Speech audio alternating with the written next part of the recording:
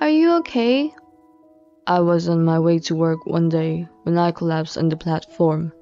I heard a voice as I collapsed, but I didn't know who was it. When I came to my senses in the station office, the only person there was a station attendant. A woman in a suit said she had helped carry me here. My name is Tim. I'm a 45-year-old office worker.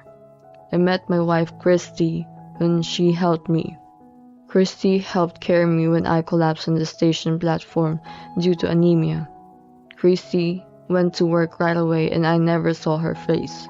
All I remember was her voice. I wondered who that voice was. But about a month later, I heard a familiar voice on the station platform. It was probably about work, or perhaps she was on the phone on the platform. When I looked at the person, it was an office worker I always see at the station. She took the same train at the same time as me and got off at the same station. It was her. When she hung up the phone, our eyes met. She smiled a bit, so I took the initiative to speak to her. You are the one who helped me before, right? She smiled shyly when I asked her that. It wasn't so much that I saved you, though. From there we began to talk a little more, and by the coincidence that we lived on the opposite sides of the same station and took the same train to work at the same station, I thought that Christy was the one, completely destined for me. I confessed my feelings and I proposed to her, and she laughed and nodded her head. It took 2 years from meeting her to getting married. 15 years have passed since then. Whenever Christy and I have a fight, I still think of the words, "It's meant to be." And since Christy was the one who saved me when I didn't even know her name, I put up with a few things.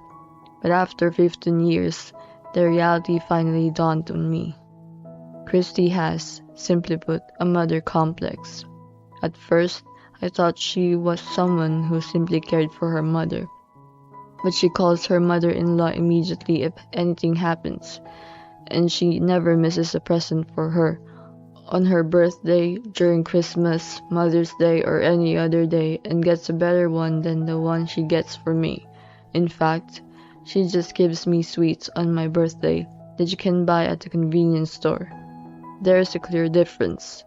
After 10 years of pretending not to notice, I went to her in a roundabout way, but she said, "Do you think a child who can't take care of her mother can take care of her husband?"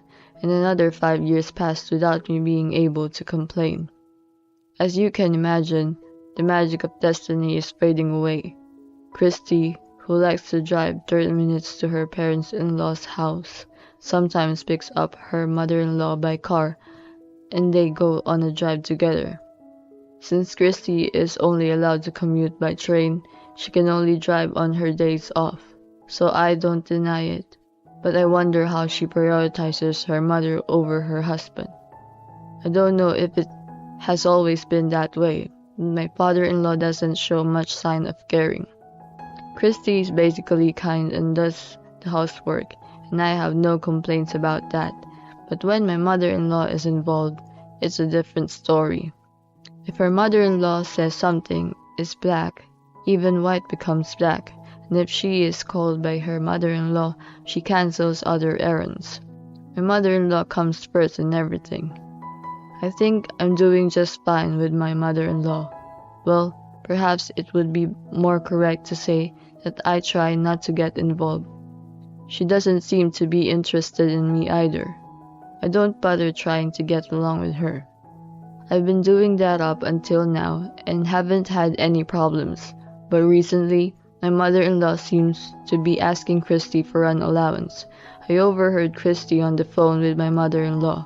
I asked Christy about it. My dad is retired, so our income has gone down. So mom needs some money to go out with her friends. I thought she meant living expenses, but she meant money to go out with her friends. Then why don't you have your mom work part-time or something? Christy got angry with me. You're asking my mother to go to work at her age? I was so surprised at what had happened that I couldn't say anything back, but I didn't say anything wrong. My father-in-law is still working as a senior staff member after his retirement, so he must have some income, and I am sure he has a pension. What does she want an allowance for herself to have more fun when she is living a reasonably well-off life? I'm not the only one who thinks that they should work and earn their own money. I don't know if this is something he should bother to tell her daughter, but I don't know how my father-in-law feels about it. But he is not at their house very often, and even when he is there, he's always frowning and unapproachable, so we hardly ever talk to each other. I told Christy that if she wants to give money to my mother-in-law, she should do it out of her own allowance. I would have no problem with that. Christy replied bluntly, "All right." However, she realizes that she is actually giving her money from our budget, and so Christy and I would argue. She told me that if I didn't like it that much, she would divorce me, but I managed to work it out at that time and got the money back into the budget. But then I got the divorce papers and made Christy fill them out too, saying that if she ever did anything like that again, I would divorce her. I wasn't planning to actually use it, but when we had a fight, I would look at it and it would calm me down because it made me feel like I could always get a divorce. A few months later, the incident happened. Mom said she's going on a trip, so I'll walk her to the station. With that said, Christy headed for my in-laws' house early in the morning. It was a 15-minute walk from my in-laws' house to the nearest train station. It might be difficult if she had luggage for the trip, but I wondered if it was worth Christy's time to take her to and from the station, which took 30 minutes each way. There are buses available, or she could have taken a cab, I thought, but it was not my problem to mention, so I let it go. I heard that my mother-in-law was going to stay in a luxury hotel with her friends. I don't know if she got the money for the trip from my father-in-law or from Christy, but I was very jealous. Christy dropped my mother-in-law off and came back. How nice. I wish I could go on a trip too. When I said that, "Well, maybe next time we'll go too. How about we take a trip to a hot spring?" she said to me. I was happy, but then he followed up with these words. "If we go to the hot springs, my mother will be happy." I was absolutely stunned. Why should my mother-in-law come with us if we want to go on a trip together? Come to think of it, my mother-in-law once came along on a trip we had planned for our wedding anniversary. To be exact, Christy invited her without my permission and gave her a room even though she knew it was our wedding anniversary trip. She would never hesitate when she's invited. It was strange for Christy to invite her without permission, but I don't understand my mother-in-law's thinking either. That day, as I was getting ready to go shopping, I noticed something that made me turn pale. I couldn't find my credit card. It was a card that I usually don't use, and I had set it aside for when I go to the shopping mall where I was going to today. I always keep it in the cupboard in the living room. I usually carry another credit card with me, but today I was going to take that with me because it would give me points. No matter how much I looked in the cupboard, I couldn't find the credit. I hurriedly turned over my wallet and bag, but I still couldn't find it. "Hey, where are you?" As Christy got tired of waiting and showed up, my credit card disappeared, the one I always leave here. You wouldn't happen to know, would you? I asked her just in case, and she said that most ridiculous thing. "Credit card? Oh, that red one? Then don't worry." What? "I gave that card to my mother when she went on vacation." I was taken aback by these unexpected words. What? You gave my credit card to your mother? Christy wrinkled her brow for a moment. "We're family, so there's no problem, right?" She said it in a strong tone of voice. What do you mean? It was my own card, but if she gave my mother-in-law a card in my name without my permission, she can't use it. How can I have no complaints about giving my credit card to someone? It's just not right. Why would you do such a selfish thing? When I questioned Christy, she said without remorse that she thought it was better than giving my mother-in-law cash because it was more convenient. Why my card? I asked her, and she said it was because she uses her own card all the time, and the card in the cupboard was not usually used. We argued and I lost my patience with Christy's words. I lent it to my mom so she could enjoy it, okay? My mom is family, you know. Unlike you, my mom is the one who gave birth to me, and she is more important to me than you. Why do you have to complain about her like that? It seems that you've been complaining about my mother for a long time, and I will not allow you to make fun of my precious family, no matter who you think you are, Tim. I see, so my mother-in-law's family, but I'm not. It seems that Christy still hadn't been able to separate from her parents. I was disappointed all at once and suddenly felt sick that she was still attached to them. You need to learn more from my mom and cook more, right? I'm always helping her with the cleaning and laundry. I reflexively retorted. That's because your mother is a housewife and she's home all the time, so she can spend more time on household. I work the same hours as you. If you want me to come home every day and carefully prepare your meals, then you should go out and earn money for me too. Don't tell me that you are doing housework when all you do is vacuum without moving the bags. Put the dirty laundry in the basket and take the garbage bags to the collection point. As I said that, she replied, If you don't like it, get out, and turned her back to me. But I definitely didn't want to do as she said. I don't like it, but I'm not leaving.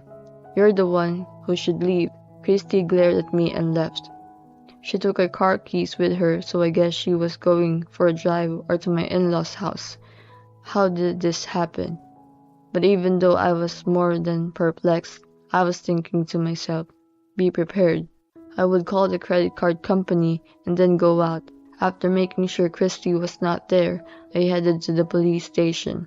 After that, I went to the government office to file the divorce papers I had written before. I wonder what was the fate of the person I was meant to be with. A feeling of futility came over me instantly. But it was better than staying with this person. I went back to my parents' house on the same day. My parents were surprised, but said I could stay for a while. The next day, while I was relaxing at my parents' house, I received an unusual phone call from my mother-in-law, so I answered it anyway. Tim, your credit card's not working. My mother-in-law, who was very upset, started talking in a superior tone. Please do something quickly. Christy told me that everything would be fine, but I can't pay the hotel. I sighed. Even if you say so, mother, that card is in my name, isn't it? It's not right to try to pay with someone else's credit card. I could sense that my mother-in-law was panicking on the phone. I continued. Besides, I'm divorced from Christy, so I'm not her husband anymore. What? My mother-in-law was surprised, but I said nothing more and hung up the phone. After a while, Christy called me again. Hey Tim, I just got a call from my mother. What's the meaning of all this? I told her not to use people's credit cards. Not that, about the divorce? I thought she was complaining about my card, but it seemed more important than I said I was divorced. I explained it to her properly. You promised me then, if we thought we couldn't fix it, we would file for divorce. I didn't think I would have to use it so soon either. I told her I would pick up my stuff next week and hung up. I have not read any emails from Christy since then. She said she and my father-in-law are going to pick up my mother-in-law from now on. After a while, I get a text saying that they have arrived at the hotel, but there was some drama. I laughed when I read it. Apparently, my mother-in-law was traveling with her cheating boyfriend.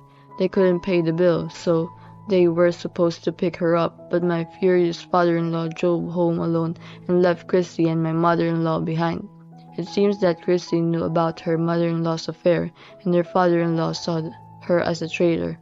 I don't know much about the identity of the cheating partner, but he was someone my mother-in-law had met at a class she attended as a hobby. My guess is that the cheating partner was just stringing her along. That's why he made my mother-in-law pay for the trip. Because if she didn't, the cheating partner would have at least paid for the trip and returned home. Since he didn't do that, it is natural to assume that he wasn't able to do so. And it makes sense that my mother-in-law was routinely asking for an allowance. I quite enjoyed Christy's email reporting the drama, but I got bored when she texted me that she got on a train in the opposite direction and couldn't leave yet, so I just sent her a "I'm glad that you had a long trip with your favorite mom," and turned off my phone. The next week, I called the storage company and went home to pick up my stuff, and Christy was waiting for me. Tim, please don't tell me you're divorcing me. Beyond her, there was my mother-in-law. "Did your father kick you out?" I asked Christy, and she nodded with a bitter look on her face. I laughed. "Well, I guess you and your mother will be living together from now on." "That's great," I said, and quickly had my stuff moved out. "I'm not family, am I? Then why don't you go live with your precious family?" "Don't worry, I'm not your family and I am leaving," I said with a smile, but Christy looked desperate. "You said that your mother is more important than me, that I don't do enough housework, and that you need a husband like that. If your mother does the housework, why not?" "Well, since you will be the only breadwinner, your standard of living will probably be lower than before, but you should hang in there." "Oh, hey, maybe your mother is still cheating with her boyfriend. Then you will have to earn money for that too." "Christy, you're going to have a tough time." I guess I was right to some extent because my mother-in-law looked away from me when I said that. "Oh yeah, can you give back my credit card as soon as possible?" My mother-in-law was looking through her purse in a panic, but she didn't give it to me. "I'm sorry, I must have lost it. I was in a hurry." I couldn't help but glare at her. "Huh? So you're allowed to lose someone's stuff if you're in a rush? I can't believe it." "Well, I've already stopped the card anyway so I can use it. Don't think I forgive you just because I said that. I make sure you pay back when you paid for my credit card. And I will sue you for fraudulent use of my credit card too." Both Christy and my mother-in-law's faces turned pale, but I had done my business, so I left the house. After that, Christy pleaded with me not to sue her, so I accepted the settlement and received the settlement money. My mother-in-law was divorced from my father-in-law, and she was charged alimony, so she can no longer live on Christy's salary alone. Incidentally, she said that the person with whom she had an affair had left her. Christy messaged me many times. "I need you, Tim. I thought we were meant to be." She told me that, but I replied, "I guess not. From now on, we should live on our own without relying on fate too much." I told her coldly, and she never called me again. I received a text message saying that living alone with my mother-in-law was not going to work out, but I thought they should get along with each other. I have a fresh start. My transfer request to the company was approved, and I am working hard at my new place. I'm going to give it my best today.